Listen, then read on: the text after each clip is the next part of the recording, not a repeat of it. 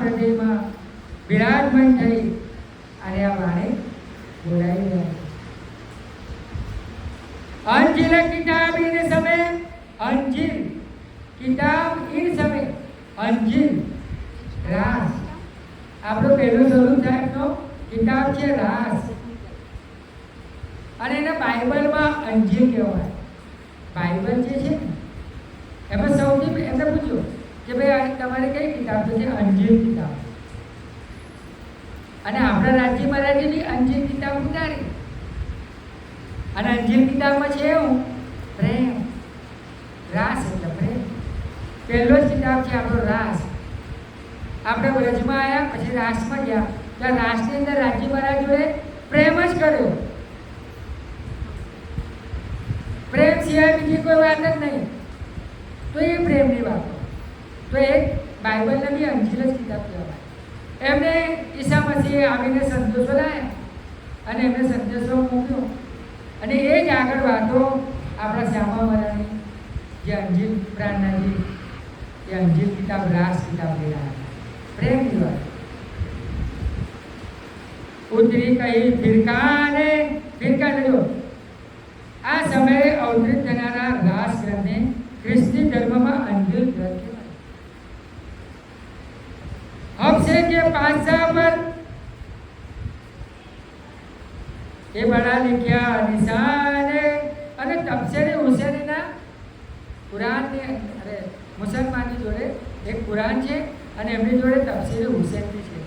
તો તફસીરે હુસૈનના 11મા પારામાં હફસા એટલે જેલના બાદશાહ દ્વારા અલૌકિક જ્ઞાન સાંભળ્યાનું વર્ણન છે. આ પ્રકારથી મહેરાજને હફસા એટલે જેલના બાદશાહ માનવામાં આવે છે. તફસીર હુસૈનની અંદર भी આ વાત લખી હોતે ઇન કિતાબ में नूर रोशनी जोरे.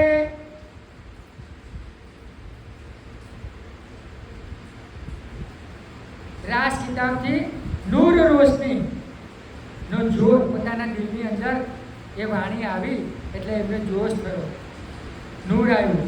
तब चित राज की तरफ को छोड़ माया की मरोड़े. के बाजू लाग्યું એમનું ચિત્ત?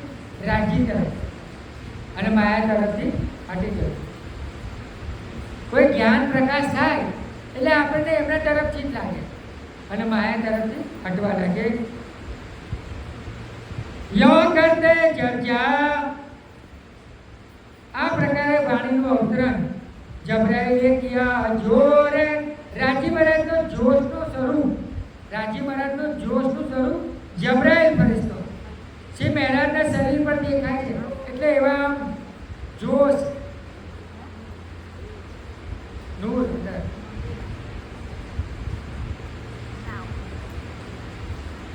જેથી વાણીના અવતરણમાં કોઈ પણ પ્રકારની કમી ના રહે. और बाणी निक्षी मुख से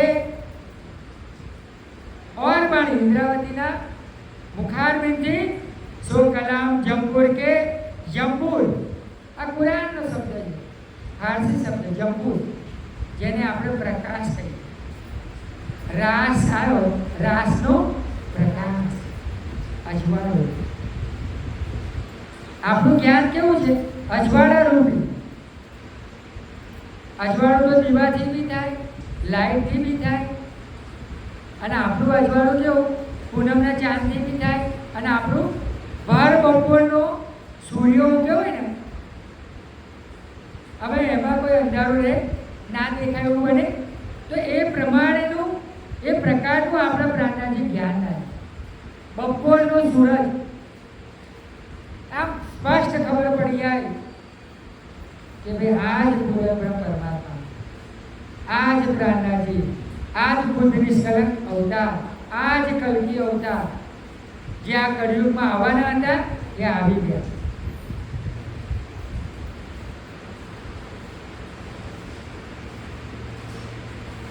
જો જો આયે તે ઉતરી જેમ કે વાણી ઉતરી. ઉત્તમભાઈએ લખી એ ઉત્તમભાઈ મહેરા ઠાકોરના મોટાભાઈ ગોવર્ધન ઠાકોર અને ગોવર્ધન ઠાકોર પરમધામની ઉત્તમભાઈની વાસના એમને દિવાલ પર લખી દીધું. તારે તો પેન નથી લાવે, કાગળ નથી લાવે, એટલે એમને પેલા કોલસાના હતા એ કોલસા દ્વારા દિવાલ પર લખી દીધું. જેમ જેમ વાણી બોલ્યા એમ એમ લખી દીધું દિવાલ પર.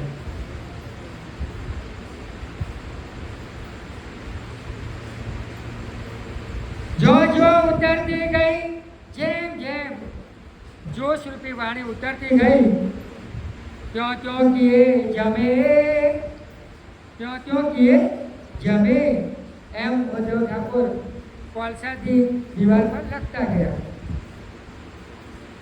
फिर वहां से उतार के ले पुस्तक चढ़ाए दिन से, दीवार पर लखी ले ત્યાર પછી પુસ્તકમાં લખી લે.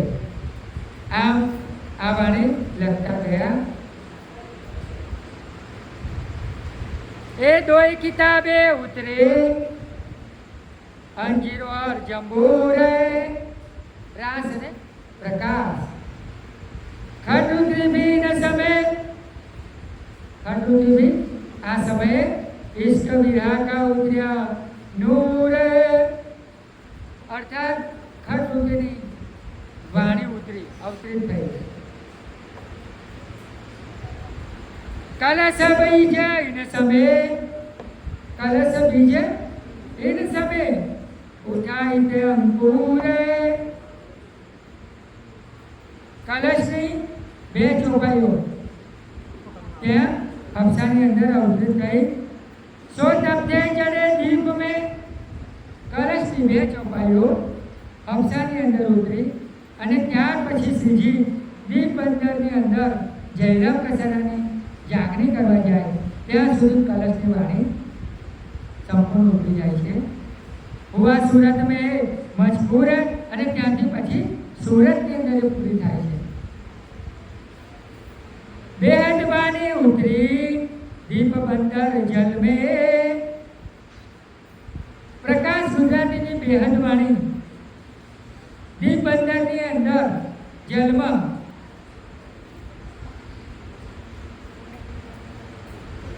जब तैयार भई तब जाने सिर लगा आसमान से, ત્યારે ઇન્દ્રાવતી ને આત્માનો અપાર પ્રેમ આવે, એટલું એમનું હૃદય પવિત્ર બની જાય કે મારી ઉપર રાજી મહારાજની કેટલી મહેર કે મને આ વાણી સાક્ષાત મળી. એટલે એમનો ખુશીનો કોઈ પાર રહેતો નથી. और रास की रामते हुआ मिलते में विवेके, અને રાસની રામતોનું છેક મહેતા સુધી ચાલે છે. और कीर्तन वेदांत के राम भय अनेक, શ્રીજી જાગણીની યાત્રામાં જ્યારે નીકળે અલગ અલગ જગ્યાએ જાય ત્યાં આગળ રસ્તામાં કિરંતન અને વેદાંત ઉતરતા ગયા.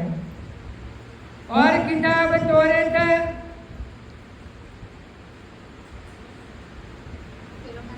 उतरी पीछे सूरत, ताको कया कलश, कलश तोरे कलश मानी सनबंध अनुसार, अरे सनंद अनुसार बखत, अरे सनंदी वाणी अनुसार अवतरित है.